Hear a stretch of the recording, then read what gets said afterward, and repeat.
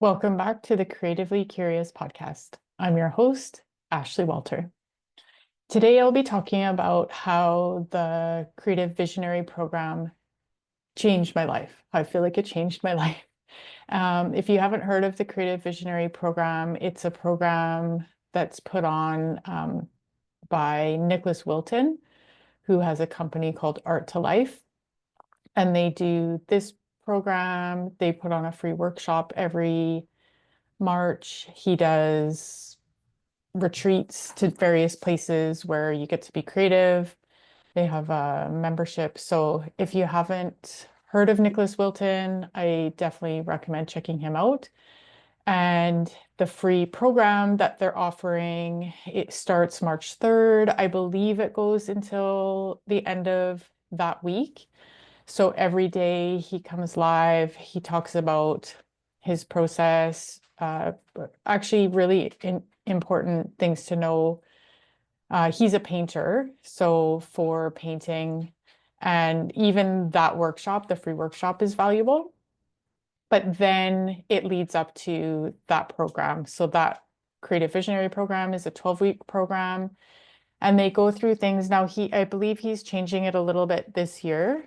I took it last year, so 2024, but it's was a 12-week program, I think, with a week of rest. And then this year they're doing an extra week of rest, so that should be about 14 weeks. And last year the topics were discover, desire, play, value, design, color value, color saturation, texture, process, momentum, balance, and launch. And each of those that I listed is the week's focus. And so he has recorded that's for his the Creative Visionary program. He has recorded little lessons that you watch. And then there's actually each week 3 live Zoom meetings. So he's on one, he's got coaches, creative coaches that lead the other ones. They answer questions. Now, there's not a way for feedback on your work, direct feedback on your work. Having said that, there's so much learning, so many offerings for how to improve your work, looking at the various principles, that your work will improve regardless. Now, I believe I didn't join the membership, but he does have a membership where they do provide feedback on the work that you have. So my main takeaways from that program were value contrast. So looking at, I would use a lot of color. I like to use color in my paintings, but I was finding I was using a lot of like the same values, midtones. So value is the difference between lightness and darkness. So black and white. And there's a value scale. And so dark colors, are closer to that black, light colors are closer to the white. And I was using colors kind of in the middle and not having a lot of contrast. And so that was a key takeaway for me for sure, was to increase the value contrast. Um, and then also play. So play was 1 week, and I have found actually a lot. So I don't have a bachelor's of fine arts. I don't have a design degree, but I've always taken art classes. I love that. I did take an art class in university. Um, and it's just something that I love to do. But I always felt a bit constricted. And even at the beginning of this course, I would sit down, like the blank page or the blank canvas really stressed me out. I wouldn't know what to do. I almost felt like panicky. And so that I would almost even say that lasted for the class. But then when you keep showing up and have that idea of play in mind, and I mean, this is literally applicable to anything in your life, which is why he calls his company Art2Life.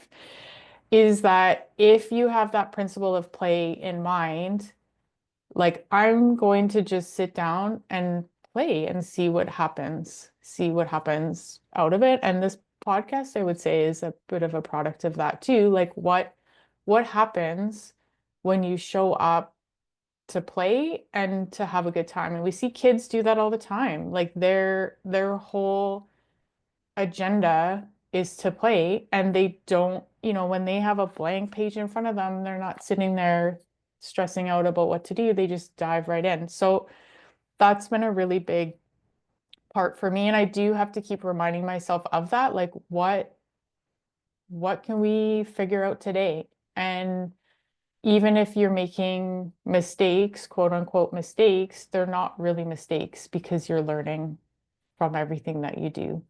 And with paint, it's easy because you can just paint right over it. So color was another big one for me. I do have a tendency to use a lot of colors, which I like, but I guess I would change the value of the color using white and black, not using complementary colors, which maybe that's too much. But you learn all about that in the program. What's a complement? What's a primary color? What's a secondary color? What's a tertiary color? So that was another big piece for me that I really enjoyed playing with. And so I would keep my palette like limited. So maybe just two colors plus white and black. And I still feel like I'm figuring that piece out a little bit right now. But yeah, so there's lots of things that I took away from that. They talk about really like a series, working in a series of paintings. So not just working on one painting, but having a number of paintings on the go because it really reduces the stress of like figuring out that one painting.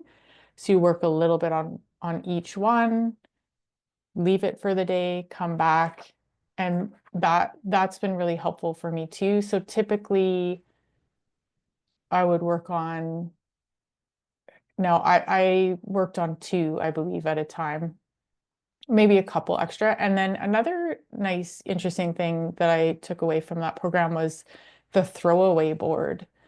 So a board where if you have extra paint, you just slap it on the board. If you want to press your palette that you're done with, like if working in a wet palette, then you can press that paper on the board. That's another, I had learned about a wet palette in a painting course I took, but that's one thing that Nick really uses is a tray with some blue paper towel. It's almost like a kind of construction paper towel. It's a little bit sturdier.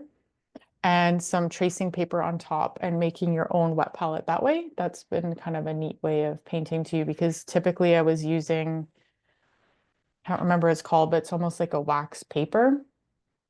So it's not wet. And I would find I would need to use retarder, which is a product that helps the paint not dry out as quickly. So I kind of like working in the wet palette. So I'm doing that pretty much all the time now too.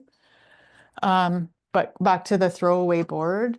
So just a board where you're slapping paint on and really have no thought about the outcome.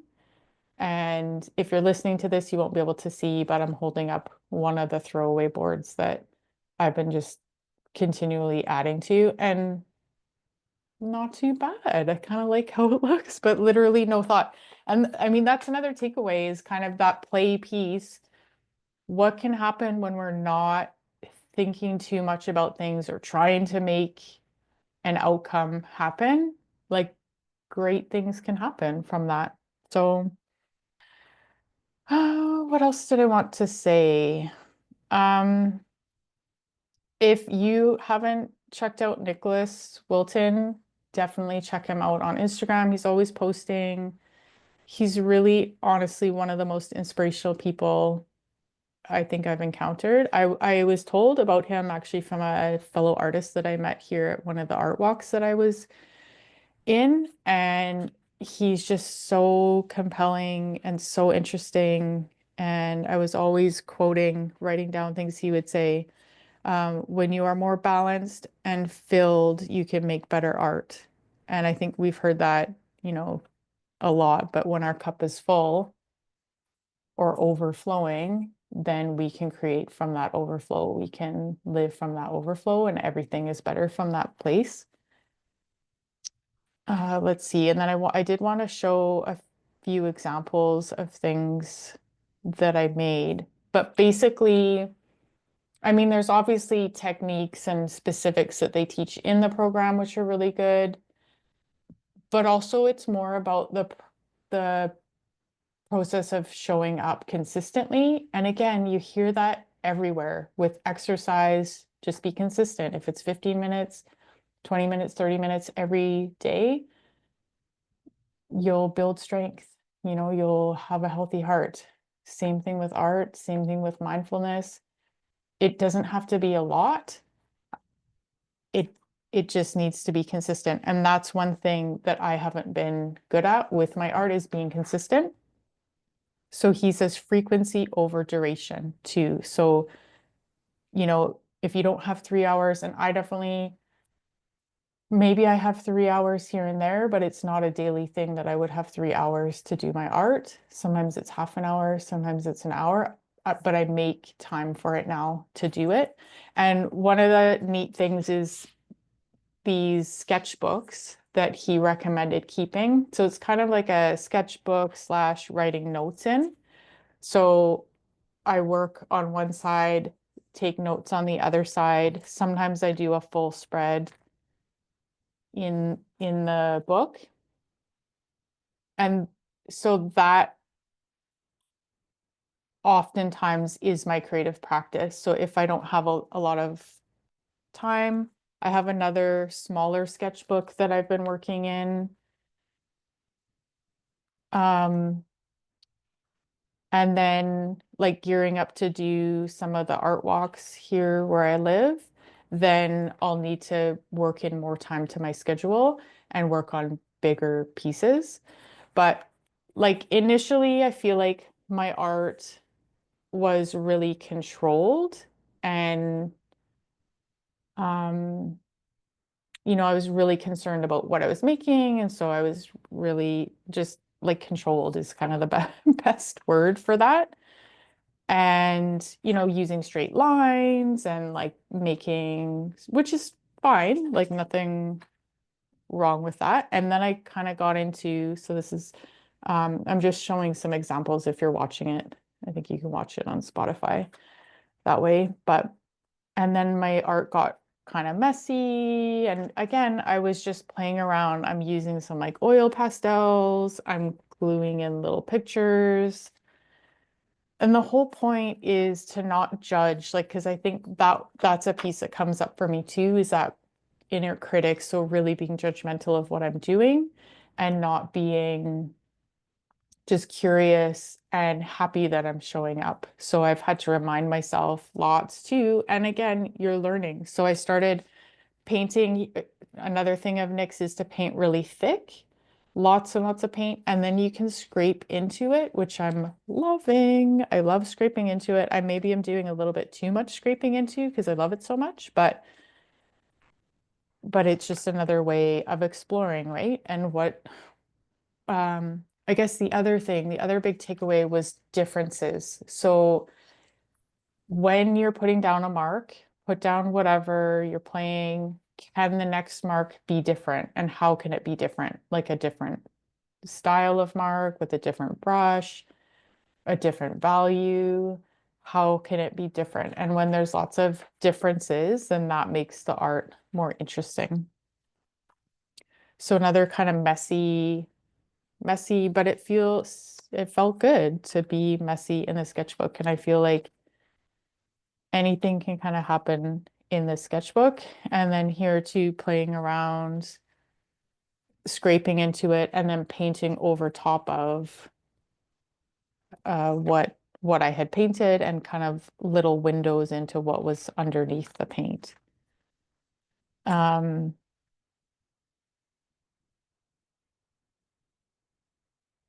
here's one I'm just going through my sketchbook here that is not very nice. I did too much. I put too much on here, but that's all part of the process too. And again, with paint, I could paint over this whole piece and make it better. And I guess that is the piece too, that they help you kind of look at your art, see what you think needs to be changed. Like I think the values are too much the same. There's too much going on. And that's one thing I think I have a bit of a challenge with, is like this garage sale where there's a whole bunch happening, but I'll work on that too. So, um, yeah, basically I'm like loving my creative practice that I show up regularly to do. I'm learning, again, kind of messy, but I'm also really into painting on one side in the sketchbook and painting thick, and then taking that paper that I've painted on and pressing it to the other side of the sketchbook and making like a print basically from it. I feel like that's pretty cool. So it's just playing around and seeing what we can create. So he's having a free workshop in March. So it starts March 3rd. I'll link to his website, Art2Life, where there's a little bit of information about the Creative Visionary Program. I'll see if I can link to his Instagram because there's lots of updates there, but you can get on the email list for that and check it out. I mean, check out the free program for sure. And there's replays that are sent. And if you have the capacity and you're interested in exploring, how your art can be better, can be different, then he has that program that starts March 20th. And honestly, I wasn't sure how it would go. It's an online program. There's not a lot of feedback, but I would say my art has really, really changed.